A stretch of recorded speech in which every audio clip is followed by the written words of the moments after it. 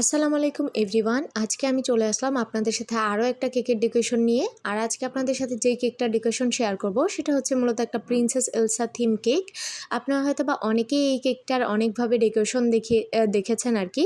তবে আজকে আমি যেভাবে করব সেটা একদমই সিম্পল ছিল। যদি আপনারা আমার মতো ফন্ডেন্টের কাজ কম বেশি জেনে থাকেন তাহলে কিন্তু খুব সহজে আজকের এই কেকটা ডেকোরেশন করে ফেলতে পারবেন।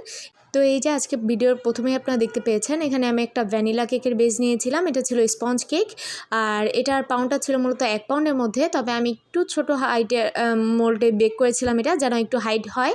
আর আজকের এই ডিজাইনটার জন্য আমার হাইট কেকই দরকার ছিল।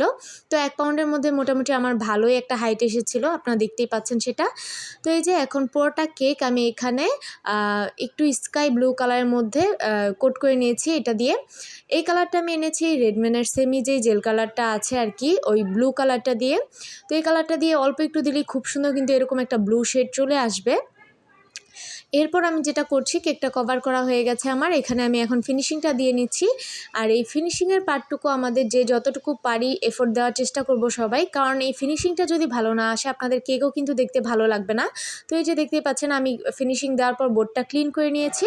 আর এখন হচ্ছে এই যে আমাদের সেই ছবিটা, মানে প্রিন্সেস এলসার যেই ছবিটা থাকে সেটা আমি এখানে গুগল থেকে কালেক্ট করার পর প্রিন্ট করে নিয়ে আসছিলাম আর কি। এটা কিন্তু নর্মাল ফটো, এটা খাওয়া যাবে না, মানে এটা নন এডিবল। এটা আমরা নর্মাল যেই ফটো পেপারটা আছে সেটা দিয়ে আর কি স্টুডিও থেকে আমি প্রিন্ট করিয়ে আনি সবসময়।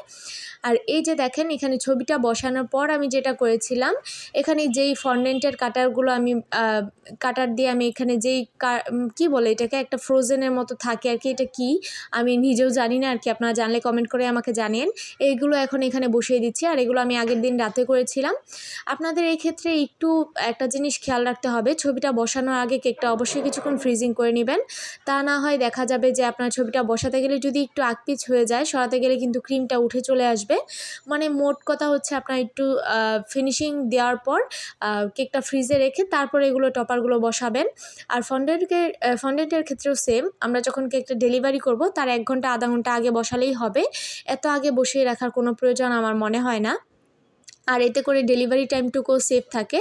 নয়তো অনেক সময় দেখা যায় অনেক আগে থেকে বসানো থাকলে এই ফন্ডেন্টগুলো গলে যাওয়ার চান্স থাকে। তো এই যে দেখতেই পাচ্ছেন আমি কিছু ব্লু এরকম টপার, আরেকটা হচ্ছে হোয়াইট টপারের মধ্যে, এগুলো কি আমি সত্যি নামটা বলতে পারছি না আর কি। তো যাই হোক, এগুলো এখানে কাটার দিয়ে বানিয়ে নিয়েছিলাম, সেগুলোই বসিয়ে দিচ্ছি। আর এগুলো বসানোর পর আমি যেটা করছি, এখানে কিছু ছোট সাইজের এখানে সুগার বল আমি ইউজ করছি। এই সুগার বলগুলো দেওয়ার পর আমার কাছে মনে হচ্ছিল কেকটা একদম ফুটে উঠেছে। মানে দেখতে আমার কাছে সব কেকই আর কি বলতে গেলে আমার কাছে সুগার বল ছাড়া কেক দেখতে একদমই ভালো লাগে না। তো এই তো আমার আজকের কেকের ফাইনাল লুক। কেকটা কেমন হয়েছে অবশ্যই জানাতে ভুলবেন না।